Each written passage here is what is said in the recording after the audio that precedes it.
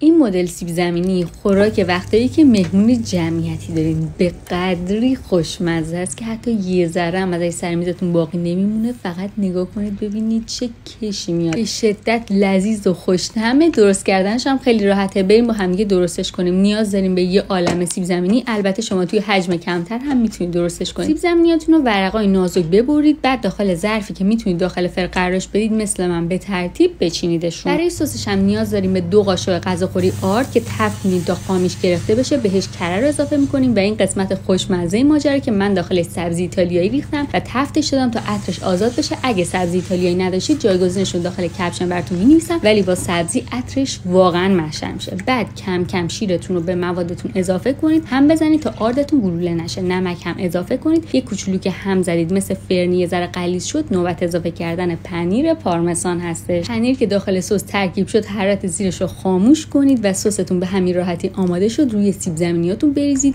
روش رو فویل بکشید و بذارید تقریبا 45 دقیقه داخل فر که به خوبی مغز پخت بشه. بعدش فویلا رو بردارید، روش یک لایه پر پنیر پیتزا، اگه دوست داشتید یک کوچولو فلفل دلمه‌ای ریز شده هم بریزید و اجازه بدید پنیرش آب بشه و سطح روش حسابی برشته بشه. پیشنهاد می‌کنم حتما امتحانش کنید. این گراتن سیب زمینی به شدت خوشخوراک و خوشمزه است. راستی ادویه سبزی ایتالیایی مرغوب هم میتونید با خیال راحت از پیج محصولات خودم سفارش